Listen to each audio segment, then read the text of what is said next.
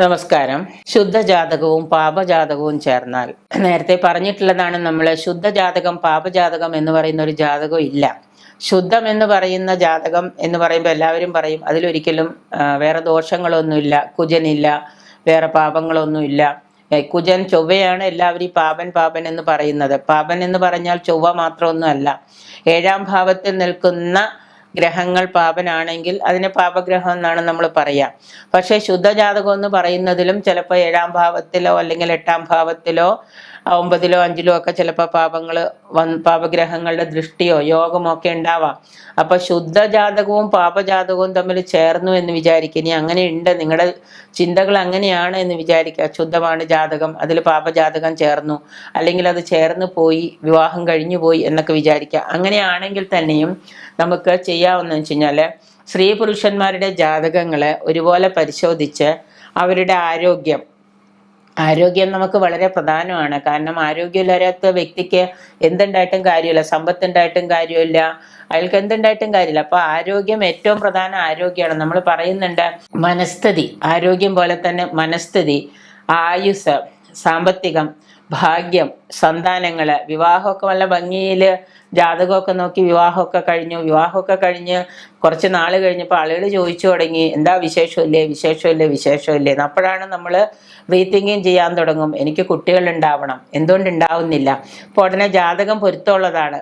പൊരുത്തമുള്ള ജാതകത്തിന് നമ്മൾ എന്താണ്, പിന്നെ അവിടെ ഒന്നും ചിന്തിക്കേണ്ട കാര്യമില്ലല്ലോ. കഴിഞ്ഞ ദിവസം ഒരു അമ്മ വിളിച്ചിട്ട് പറഞ്ഞു, എൻ്റെ മകളുടെ 2ാമത്തെ കല്യാണമാണ്, ഈ കെട്ടാൻ പോകുന്ന പയ്യൻ്റെ 2ാമത്തെ കല്യാണമാണ്, 41 വയസ്സായി.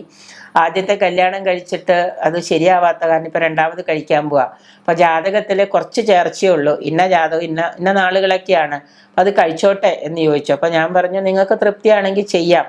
അപ്പൊ ആദ്യത്തെ എന്തുകൊണ്ടാണ് ഡിവോഴ്സ് ആയി എന്ന് ചോദിച്ചപ്പോൾ പറഞ്ഞു, ആദ്യത്തേത് ഡിവോഴ്സ് ആവാൻ കാരണം അയാള് ഒന്ന് പറഞ്ഞാൽ 2ാമത്തേന് ഉപദ്രവിക്കുമായിരുന്നു. പിന്നെ ഒരുപാട് മാരകമായ കാര്യങ്ങളൊക്കെ ഈ പെൺകുട്ടിയെ ഉപദ്രവിക്കും, അതുപോലെ ചെയ്യുകയൊക്കെ ചെയ്യും. അപ്പൊ അതുകൊണ്ട് നല്ല ചേർച്ചയുള്ള ജാതകമായിരുന്നു, 10ൽ 8 പൊരുത്തമുള്ള ജാതകമാണ്. പക്ഷെ എന്താ പറ്റിയെന്ന് വെച്ച് കഴിഞ്ഞാല് കല്യാണം കഴിച്ച് കുറച്ച് നാൾ കഴിഞ്ഞപ്പോൾ തൊട്ട് ഒന്ന് പറഞ്ഞാൽ 2ാമത്തേന് ദേഷ്യം വന്ന എന്താണ് പ്രശ്നമായി. പിന്നെ ഭർത്താവ് ഈ പെൺകുട്ടിയെ ഉപദ്രവിക്കാൻ തുടങ്ങി. അപ്പോൾ അവർ പറഞ്ഞു, അത് പൊരുത്തമുണ്ടായിട്ട് എന്താ അങ്ങനെ പറ്റിയേ എന്ന് ചോദിച്ചു. അപ്പം ഞാൻ ചോദിച്ചു, നിങ്ങൾ ജാതകം ശരിക്കും നോക്കിയിട്ടാണോ? അത് ജാതകം ആ സമയത്ത് ഒരു നാള് പറഞ്ഞു, ഞങ്ങൾ അത് വെച്ച് ജാതകം നോക്കിയെന്ന് പറഞ്ഞു.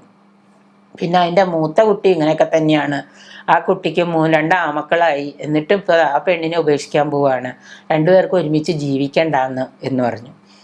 അപ്പം ഇനിയിപ്പോൾ ഇത് ജാതകം നോക്കിയില്ലെങ്കിലും കുഴപ്പമുണ്ടോ മാഡം എന്ന് ചോദിച്ചു. ഞാൻ പറഞ്ഞു, എന്താ പറയുക, നമ്മൾ ജാതകം നോക്കണ്ട, നിങ്ങൾ കല്യാണം കഴിച്ചു കൊടുത്തോളൂ എന്ന് പറഞ്ഞാൽ ഈ പെൺകുട്ടിയുടെ ഗ്രഹനിലയിൽ എന്തെങ്കിലും ദോഷമുണ്ടോ, ഈ പെൺകുട്ടിക്ക് എന്തെങ്കിലും ദുരിതം ഉണ്ടെങ്കിൽ ഈ വരുന്ന പയ്യനും ഇനി കല്യാണം കഴിച്ചാലും ഇതേ വിധി തന്നെ ആവോ എന്ന് നമുക്കറിയില്ല.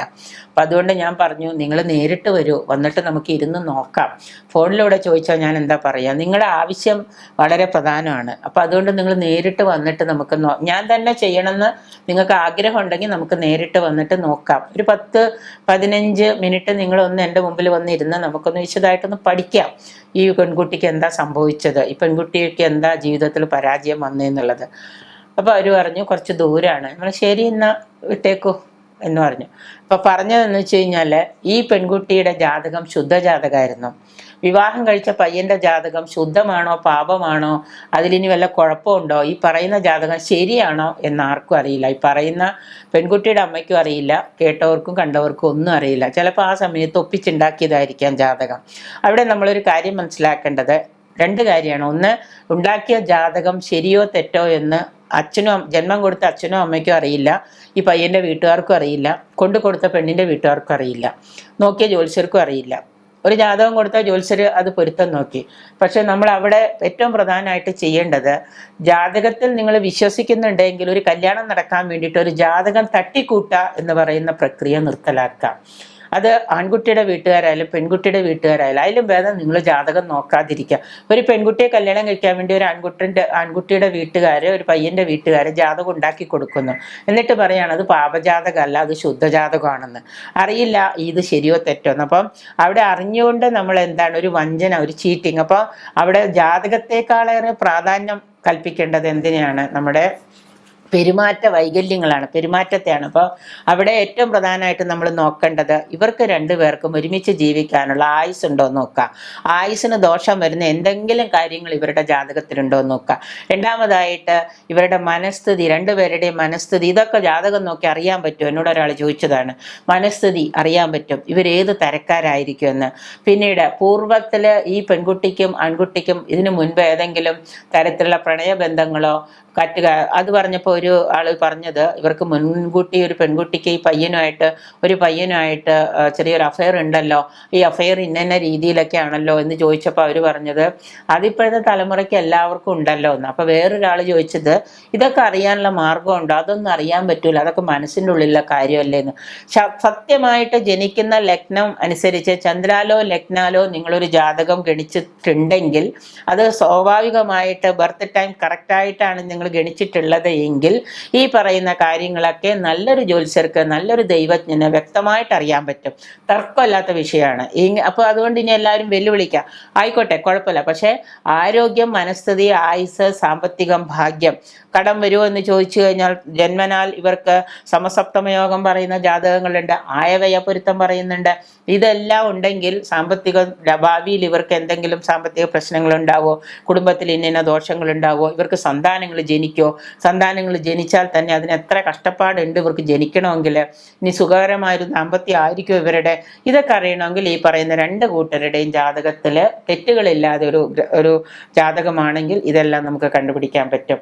അവിടെ 7ാം ഭാവം മാത്രം നോക്കിയാൽ പോരാ, ചന്ദ്രാലും ലഗ്നാലും ശുക്രാലും നമ്മൾ ദോഷങ്ങൾ നോക്കിയതിന് ശേഷം മാത്രമേ നമുക്ക് ഇതൊക്കെ പറയാൻ പറ്റില്ല. അപ്പോൾ ഈ പറയുന്ന പരസ്പര ധാരണ ഉണ്ടോ, ഇവർക്ക് പരസ്പരം അഭിരുചി ഉണ്ടാവുമോ, ഇവർക്ക് പരസ്പരം ലൈംഗിക സുഖങ്ങൾ ഉണ്ടാവുമോ, ഇവർക്ക് ബെഡ്റൂമിൽ സുഖങ്ങൾ ഉണ്ടാവുമോ, ഇവർ ജീവിതത്തിൽ ഭൗതിക സുഖങ്ങൾ നിറവേറ്റാൻ സാധിക്കുന്നവരാണോ, ഒരു പുരുഷൻ ഒരു സ്ത്രീയോട്, ഒരു പെൺകുട്ടിയോട്, വിവാഹം കഴിക്കാൻ പോകുന്ന പെൺകുട്ടിയോട് ലൈംഗികമായിട്ടും കിടപ്പറയിലും കുടുംബത്തിലും അയാൾക്ക് ഇവളോട് വളരെയേറെ വൈകാരികപരമായിട്ട് പെരുമാറാൻ സാധിക്കുന്നുണ്ടോ എന്നുള്ള ജാതകം ചോദിച്ചാൽ അന്വേഷിച്ചറിയാൻ പറ്റും. അല്ല ജാതകം കറക്റ്റാണെങ്കിൽ നോക്കി അറിയാൻ പറ്റും. അപ്പം അവിടെ ശുദ്ധജാതകവും പാപജാതകവും തമ്മിൽ ചേർക്കുമ്പോൾ ഇങ്ങനെയുള്ള ധാരണകളെ നമ്മൾ കണക്കാക്കിയിട്ട് വേണം നമുക്കിത് കണ്ടുപിടിക്കാനായിട്ട്. അപ്പം സ്ത്രീ ജാതകത്തിൽ പാപത്തെക്കാളും എപ്പോഴും പുരുഷ ജാതകത്തിൽ ഒരു 0.1 എങ്കിലും പാപജാതകം ഉണ്ടായിരിക്കണം, പാപം കൂടിയിരിക്കണം. ഇത് പലപ്പോഴും പറഞ്ഞിട്ടുള്ള കാര്യമാണ്.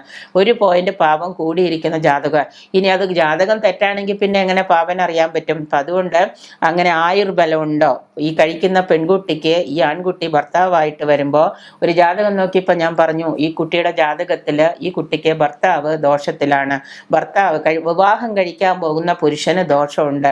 അപ്പോൾ അവർ പറഞ്ഞു ഇത് നിശ്ചയം കഴിഞ്ഞതാണ്, നേരത്തെ ഞങ്ങൾ നിശ്ചയിച്ച് വച്ചിരുന്നതാണ്, പല കാരണങ്ങൾ കൊണ്ട് കല്യാണം നീണ്ടുപോയി എന്ന് പറഞ്ഞു. അപ്പം ഞാൻ ചോദിച്ചു അത് എന്ത് കാരണമൊന്നുമില്ല, പയ്യന് ലീവ് കിട്ടിയില്ല, കല്യാണം കഴിക്കാൻ സാധിച്ചില്ല, ഇതുകൊണ്ടൊക്കെയാണ്. അപ്പോൾ ഇത് നടന്നേ പറ്റൂ എന്ന് പറഞ്ഞപ്പോൾ ഞാൻ പറഞ്ഞു ഈ കല്യാണം നടന്നാലും നടന്നില്ലെങ്കിലും ഈ പയ്യൻ എന്താണ്, നിങ്ങളുടെ മകളെ കല്യാണം കഴിച്ചാൽ ഇങ്ങനെയൊരു ദോഷം ഈ പയ്യന് വരാം, ഇനി വേറെ കല്യാണം കഴിച്ചാലും ഈ പെൺകുട്ടിയുടെ ജാതകം കൊണ്ട് ഇങ്ങനെയൊരു ദോഷമുണ്ട്. അപ്പോൾ എന്നും വിവാഹം കഴിക്കാതെ ജീവിക്കണോ എന്ന് ചോദിച്ചപ്പോൾ ഞാൻ പറഞ്ഞു അതിനേക്കാളും കഷ്ടമല്ലേ വൈധവ്യം വരുന്നത്. അപ്പോൾ വൈധവ്യ യോഗം ഉള്ള ഒരു പെൺകുട്ടിയാണെങ്കിൽ നമ്മൾ ചെയ്യേണ്ടത് അതിനെ പരസ്യപ്പെടുത്താതെ, പറയുന്നവരോട് ദേഷ്യപ്പെടാതെ, പറയുന്ന വ്യക്തി ജ്യോത്സ്യനായിക്കോട്ടെ അറിവുള്ള ആരും ആയിക്കോട്ടെ അവരോട് ദേഷ്യപ്പെടാതെ, അങ്ങനെ ഒരു ദോഷം എൻ്റെ മകനോ മകൾക്കോ ഉണ്ട് എന്ന് ബോധ്യപ്പെടുകയാണെങ്കിൽ നമ്മൾ അതിനെ പാപജാതകം എന്ന് പറഞ്ഞ് തള്ളിക്കളയാതെ അതിന് തക്കതായ റെമഡിയുണ്ട്, പരിഹാരമുണ്ട്, അസ്ട്രോളജിക്കൽ പരിഹാരമുണ്ട്. ആ പെൺകുട്ടിയുടെ വൈധവ്യ ദോഷത്തിന് ആരും അറിയാതെ അവർ പരിഹാരം ചെയ്ത് അതിന് വേണ്ട പൂജയോ വഴിപാടുകളോ ചെയ്ത്, അതല്ല എങ്ങനെയെങ്കിലും മോളെ സമൂഹത്തിന് മുമ്പിൽ നാട്ടുകാർ മുമ്പിൽ കെട്ടിച്ചു വിട്ടുന്നൊരു പേര് കിട്ടിയാൽ മതി. ഒരു കുട്ടിയാവുമ്പോൾ പെൺകുട്ടി ഭർത്താവ് മരിച്ച് തിരിച്ചു വന്നു, ഭാര്യ മരിച്ച് പയ്യൻ തിരിച്ചു വേണ്ടാന്ന് പറയും. ഇതിനേക്കാളും കഷ്ടമാണ് നമ്മൾ ഈ ചെയ്യുന്ന പ്രവൃത്തി. അപ്പോൾ അതിനെ മാറ്റിവെക്കാൻ നമ്മൾ പരിഹാരങ്ങൾ കണ്ടുപിടിച്ച് പരിഹാരങ്ങൾ ചെയ്ത് ഈശ്വരനോട് നമ്മൾ പ്രാർത്ഥിച്ചിട്ട് വേണം നമ്മൾ ഇതിലേക്ക് ഇറങ്ങാൻ. അല്ലാതെ ഒരു പെൺകുട്ടിയെ വൈധവ്യത്തിലേക്ക് തള്ളിവിടുകയല്ല നമ്മൾ ചെയ്യേണ്ടത്. ശുദ്ധജാതകമായാലും പാപജാതകമായാലും ഇങ്ങനെയുള്ള ഒരുപാട് കാര്യങ്ങൾ നമ്മൾ നോക്കണം. അപ്പം അതുകൊണ്ട് അതിൽ സന്താന ഭാഗ്യം പറഞ്ഞിട്ടുണ്ടാവാം, ജീവിത സുഖം അല്ലാതെ പരസ്പര ധാരണയില്ലാത്തൊരു ജാതകവും നമ്മൾ യോജിപ്പിക്കാൻ നിൽക്കരുത്. വെറുതെ പൊരുത്തം മാത്രം നോക്കിയാൽ ചിലപ്പോൾ ഈ കാര്യങ്ങളൊന്നും നമുക്ക് കണ്ടുപിടിക്കാൻ പറ്റിയെന്ന് വരില്ല. ഒരു ജാതകത്തിൽ യോനിപ്പൊരുത്തം ഇല്ല എന്ന് വിചാരിക്കാം.